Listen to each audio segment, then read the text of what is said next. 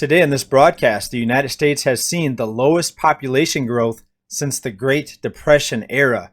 Also, work is being discouraged via stimulus checks. Some places like McDonald's, for example, that they have to offer $50 for people to just show up for a job interview.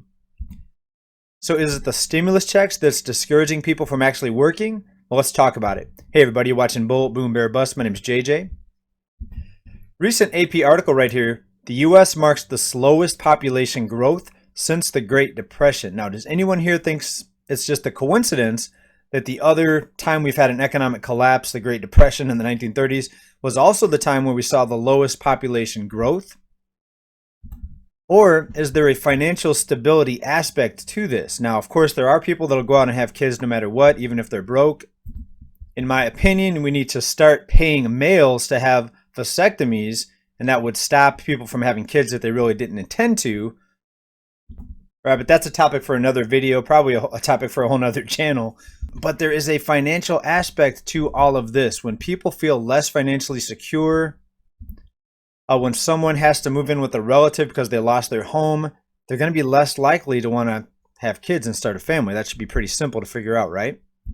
According to the most recent Census Bureau, the U.S. population rose to 331,449,000 last year. And that was a 7.4% increase over the previous decade, but the second slowest ever. And an interesting tidbit out of this, the state of California, where I'm at, is actually losing a congressional seat because of the slowing in the population here, the slowing of the growth. Now, on the inverse, the states of Texas and Florida gained enough population to add to their congressional seats in those states. Essentially, the congressional seats are based on the head count of each state. Well, we've discussed on this channel several different times about the exodus of people from certain states, especially California. And we did several previous episodes called Leaving California. But it's still crowded. The freeways are still packed. There's still too many people. Everything is still terribly overpriced here. And tent cities are growing. More and more homeless people popping up all the times in the parks and on the sidewalks. And I'm thinking that the homeless population is not counted in the census. In fact, I know they're not counted in the census. So maybe when you look at all the homeless people, maybe the population didn't decline. I'm kind of joking, but not really.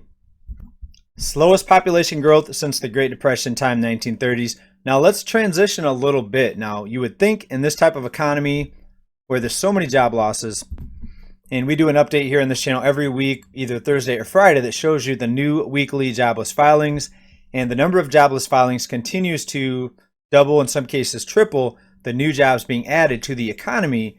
So I'm sure most of you are aware of that by now. But even with that type of drastic job loss situation happening, certain companies, including McDonald's, are having a hard time finding people that want to work. An example of this is in McDonald's in Florida had to offer $50 for people just to show up to an interview. And it's many fast food places and service sector jobs that are having difficult finding employees. Why? Because people are getting paid right now with the stimulus checks and also unemployment and enhanced unemployment, and that can vary from state to state, but it is the extra benefits that is disincentivizing people from working. All right, so let's take a quick survey. Raise your hand if you want to work for $10 or $12 an hour and stand on your feet all day and listen to complaining customers to earn your income, or if you would rather sit at home, play video games, talk on the phone, and surf the internet, and still get paid for doing that. Okay, I can't see all your hands right now, but that's okay, because I already know the answer. So who in their right mind would want to work, stand on their feet for 8 hours when they can get free payouts? Now, some of you may be saying, well, who wants to just try to live on unemployment and stimulus checks? Well, a lot of people, especially younger people that probably still live at home. We know that most millennials still live at home with their parents. But yeah, a lot of younger people would rather sit at home because they don't have very many expenses in some cases because they live with their parents. And it's very tempting to just sit back, wait for the next stimulus check, possibly universal basic income coming out very soon.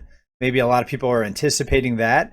And the unemployment benefits. Now, what's going to happen when the unemployment benefits run out or the stimulus stops getting sent out? Then there's going to be a rush for people to go apply maybe at McDonald's, and maybe McDonald's wouldn't have to pay $50 to get people to show up for an interview.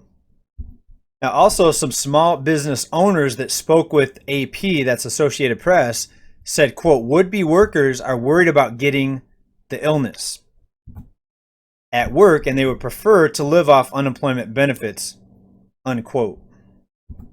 Now, I'm sure if you ask some people, even if they were homeless, they would prefer to just live in a tent or in a sidewalk or maybe in an RV somewhere or a van versus working a tough job like this. I think fast food jobs are very, very difficult.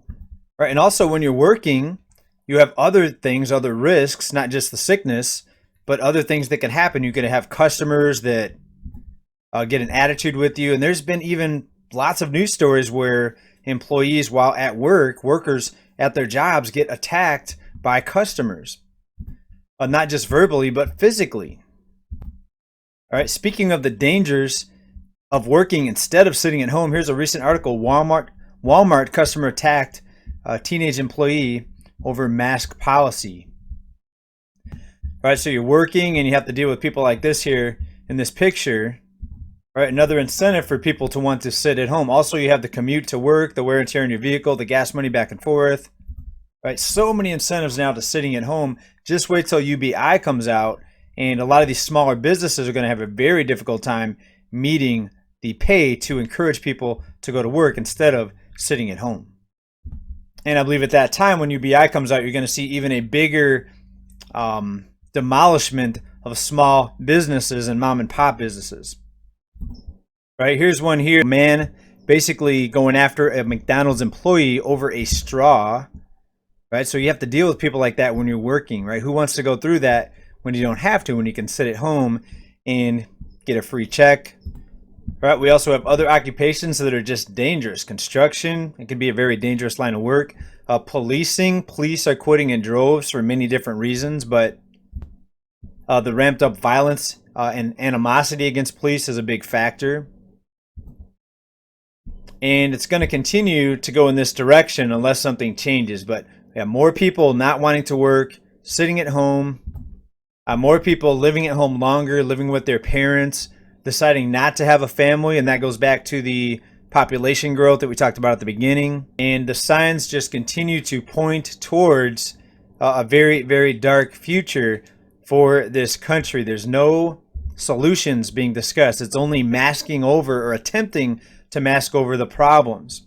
All right, stimulus checks, they're not going to fix the problem. The problem is we have a cost of living that continues to skyrocket, prices exploding because of the imbalance between the money printing and the stimulus and the liquidity versus what's being produced and what's being manufactured.